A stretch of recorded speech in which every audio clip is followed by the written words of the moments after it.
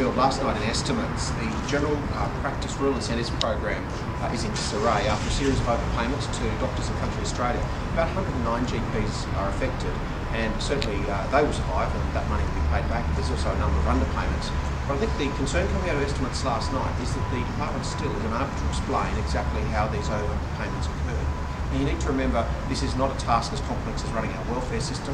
Compared to that, it's a relatively small number of clients. But to be a month on now and not be able to explain to estimates how these overpayments occurred, I think is a great concern.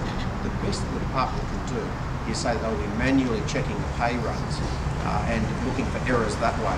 So I think 1 month down the track, we should be very, very concerned that this is not being fixed up. It isn't the right way to treat general practitioners in the bush, who in many cases rely on those incentive payments to stay viable and to remain where they are. And that's a very important essential service for our rural communities. We need a department that's not going to soft pedal on this issue. They need to get to the bottom of these overpayments and not find themselves in the same predicament as Queensland Health did with their payroll disaster last year.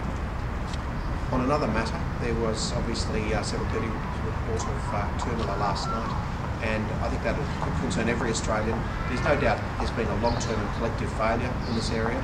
Many people will probably not realise that some of the greatest injustices and the greatest suffering and the greatest dispossession actually occurs in the small Indigenous communities around our regional towns. We tend to focus on either urban or remote Aboriginal Australia.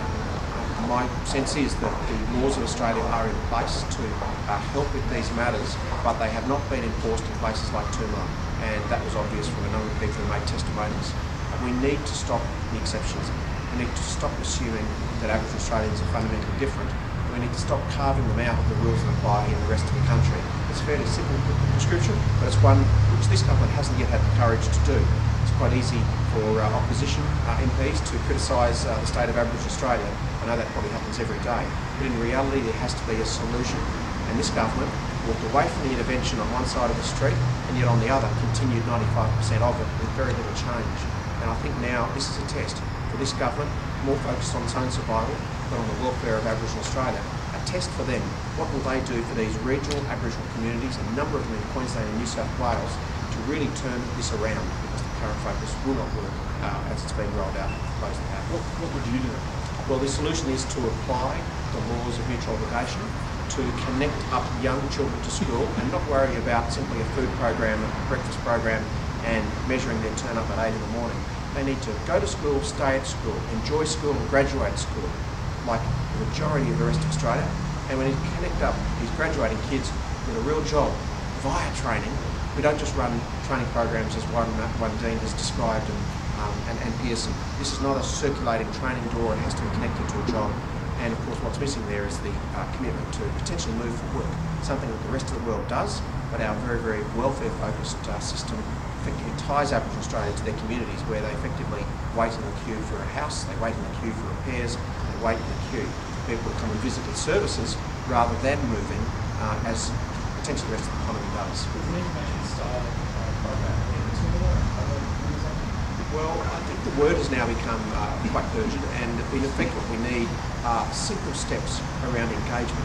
So what happens is, I think with a fairly unconditional welfare system where you're paid whether you turn up to do the training or work, is that fundamentally people disengage. So I prefer the word to re-engage. And once people do that, and they know that they're rewarded for their effort, then you recreate the conditions that exist in the rest of the world. I'm talking more about a program at the scale of the event. Well, in a situation where you don't have federal government running responsible surpluses, there isn't a large amount of money to implement what was quite an expensive program in 2007 and 8. So in effect we have to find smarter ways of doing what we do at the moment, and I would argue that there are those options without a large financial intervention. There's plenty of resources going into Toomelah, as was pointed out last night. We just need to invest more money.